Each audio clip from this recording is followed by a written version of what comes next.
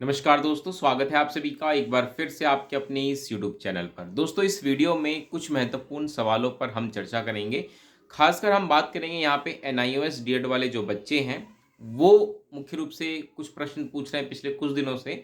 जैसे कि सबसे पहला सवाल ये पूछा जा रहा है कि बहुत सारे बच्चों ने इस बार फॉर्म भरा है। जो एनआईओएस डीएड वाले बच्चे हैं, उन्होंने भी केवीएस का फॉर्म भरा है, लेकिन क्योंकि पिछली वैकेंसी में जिस प्रकार से उनको बाहर किया गया था, उसके बाद काफ़ी लंबा मैटर चला सुप्रीम कोर्ट में। तो इतना कुछ होने के बाद अब बहुत सारे बच्चों में ये डाउट है कि क्या हम इस वैकेंसी में फॉर्म भर सकते थे या नहीं? या अगर हमने फॉर्म भर दिया है तो कहीं वो रिजेक्ट तो नहीं हो जाएगा या हमें एग्ज़ाम देने से बाहर तो नहीं कर दिया जाएगा? तो इस पर भी हम बात करेंगे और साथ के साथ एक और सवाल ये पूछा जा रहा है कि जो वेटिंग लिस्ट आनी थी उसका क्या हुआ? तो उस पर भी हम बात करेंगे। तो आगे बढ़ने से पहले आप सभी के लिए एक अपडेट ये भी है कि जिन बच्चों ने केवीएस या एनवीएस का फॉर्म भरा है, उनके लिए करेक्शन विंडो जो है वो ओपन हो चुका है। तो आप कोई भी करेक्शन अगर करना चाहते हैं फॉर्म भरते समय, अगर किसी तरह की कोई गलती आपसे हो गई हो, चाहे नाम को हो, चाहे डेट ऑफ बर्थ को लेकर के हो, आप सारे करेक्शंस इस समय कर सकते हैं। तो आप जल्दी से जिन बच्चों ने कुछ गलती कर दी है फॉर्म में, वो अपना करेक्शन करा लें। अब हम आते हैं इस बात पे कि भाई जो एनआईओएस डीएड वाले बच्चे हैं जिन्होंने फॉर्म भर दिया है, तो क्या वो एग्ज़ाम दे सकते हैं? ऐसा तो नहीं कि उनको बाहर कर दिया जाएगा। तो देखिए, एक्चुअल में क्या है ना कि आपको थोड़ा-सा मैटर पहले समझने की ज़रूरत है। जब आप मैटर समझ जाएँगे तो ये डाउट आपका रहेगा भी नहीं।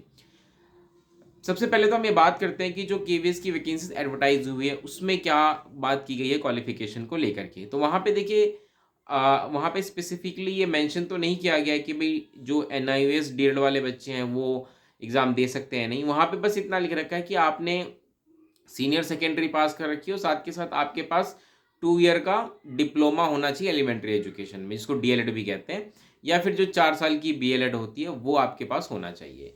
ये मिनिमम क्वालिफ़िकेशन जो है वहाँ पे प्रिस्क्राइब्ड है।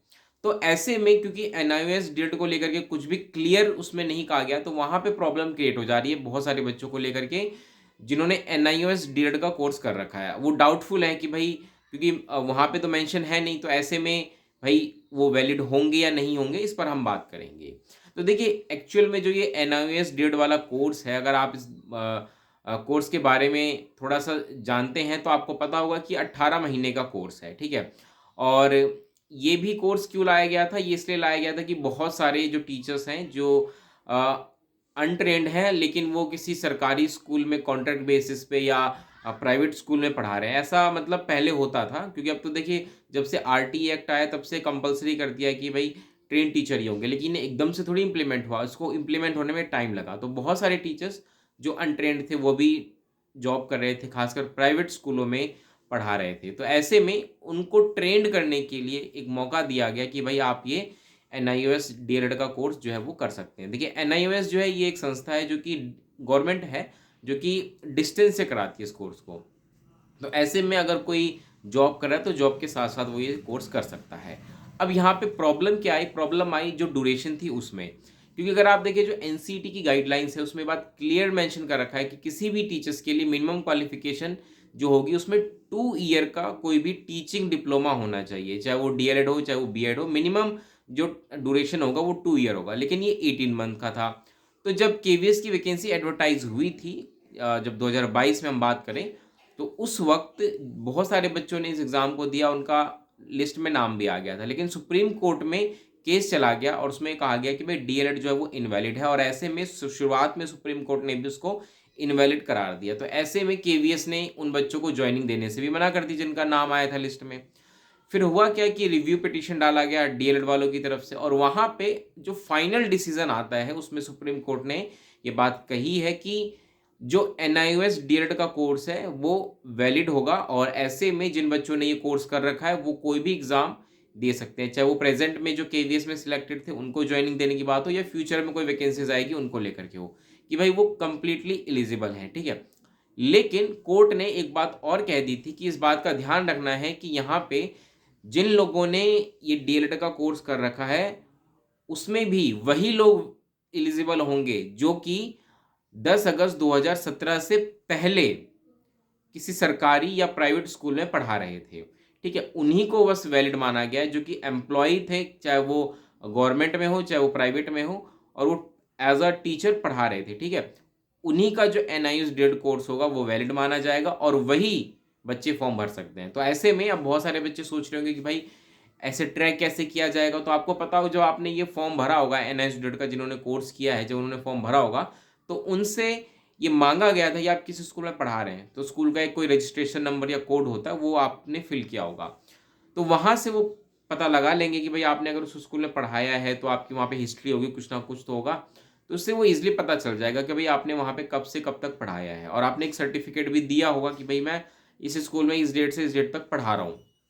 तो ऐसे में वही बच्चे जो कि एम्प्लॉइज़ थे 10 अगस्त 2017 से पहले और जिन्होंने एनआईओएस डीएड का कोर्स कर रखा है, उन्हीं का डीएलएड वैलिड है, और ऐसे में वो बच्चे इसका फॉर्म भरें। अगर आपने भर ही दिया होगा, और आप चिंता ना करें, आप पूरी तरीके से इसमें एलिजिबल होंगे और आप अपनी तैयारी शुरू कर दें। अब दूसरा सवाल आता है जो वेटिंग लिस्ट है उसको लेकर के, कि अभी भी बहुत सारे बच्चे पूछ रहे हैं कि भाई वेटिंग लिस्ट का क्या हुआ?